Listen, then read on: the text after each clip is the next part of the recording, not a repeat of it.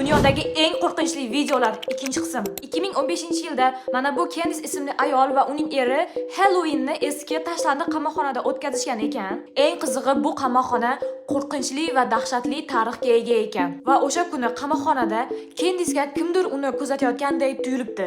Shu kundan boshlab esa Candice'ning uyida qanaqadir g'alati narsalar sodir bo'lishni boshlabdi. Candice'ning uyida bo'layotgan bu g'alati ishlarni esa o'sha kuni qamoqxonada uni kuzatgan qandaydir mavjudot qilyapti deb qo'rqa boshlabdi. O'sha mavjudotga keladigan bo'lsak, u Candice va uning oilasiga har taraflama zarar keltirishga harakat qilar ekan. Gohida ular uxlab yotishganida chiroq o'chib yonar, ba'zida eshiklar ochilib yopilar ekan. Lekin eng qo'rqinchlisi, u Candice'ga yana ham kuchliroq zarar keltirish uchun uydagi narsalarni Candice'ga qaratib otishni boshlabdi. Kelinglar bu voqealardan bir ikkitasini birgalikda ko'ramiz.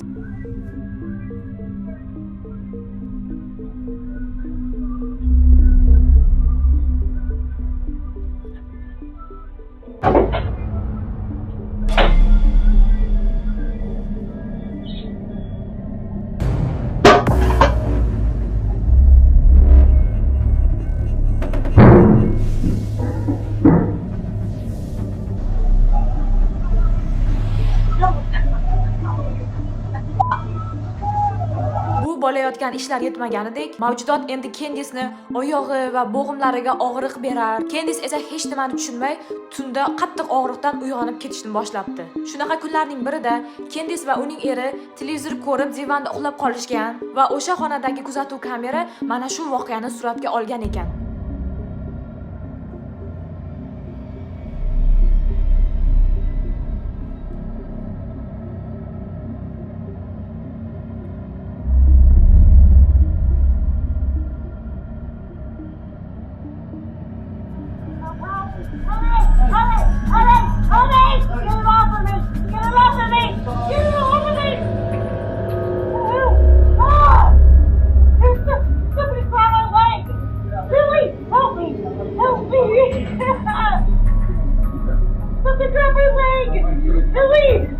Candice va uning eri bilan sodir bo'lgan bu voqealar odamning ichiga kuchli g'ulg'ula solib qo'yadi.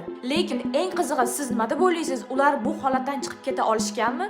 O'zingizning fikrlaringizni kommentariyada yozib qoldiring va keyingi videoda ko'rishguncha